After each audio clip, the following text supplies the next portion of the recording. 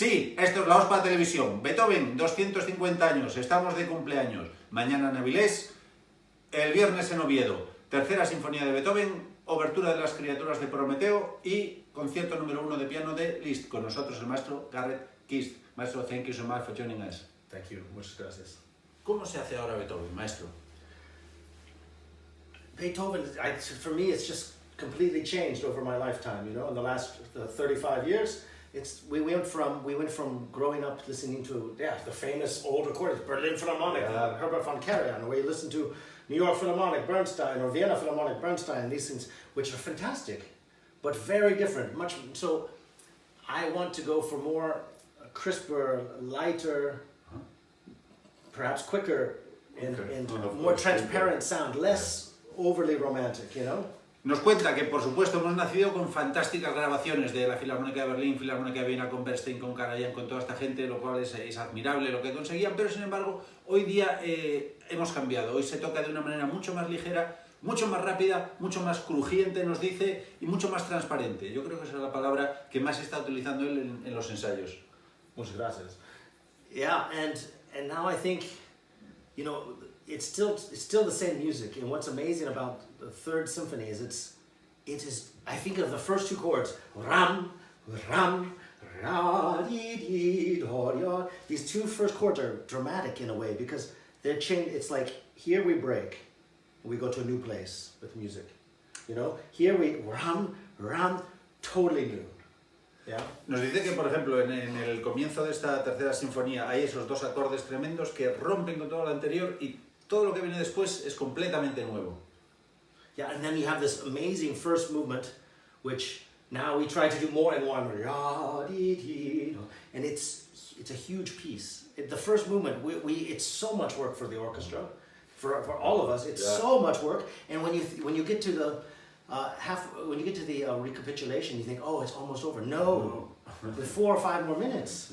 Yeah. Nos cuenta que este primer movimiento es algo tremendo, algo enorme, es una pieza en sí misma. Cuando llegamos otra vez a la recapitulación, cuando volvemos a exponer el tema, parece que se acaba, pero no, todavía quedan otros 6 o 7 minutos más.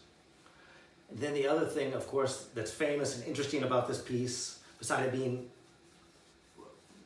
like completely fresh and new and a large piece of music in the March Funèbre, which is amazing, is that, you know, he dedicated it to Napoleon Bonaparte because he looked at Napoleon as the beginning of the French Revolution, the big change, less aristocracy, more the Enlightenment age, you know, and people being free, you know, and so he wrote it in dedication to him, but then Napoleon crowned himself emperor. Yeah. And so he actually, you can see, I'll bring my pencil, I mean, he took the paper and he just like, and he broke the paper. Broke the paper. Yes.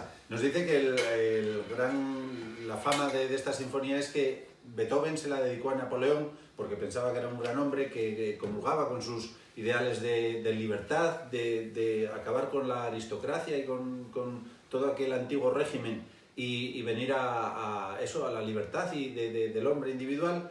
Y entonces se le dedicó, pero luego cuando Napoleón se declaró él mismo, se autoproclamó emperador, cogió como hizo él con el lápiz y no solamente borró su dedicatoria a Napoleón, sino que rompió aquella primera hoja donde había escrito el nombre de Napoleón.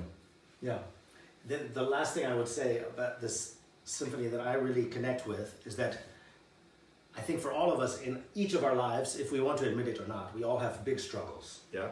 Life is not so easy. We have big challenges personally for each of us, you know, that we have to deal with ourselves. Yeah. We don't necessarily know, everybody doesn't know about them necessarily, and this symphony was like that for him to write. He was beginning to go deaf.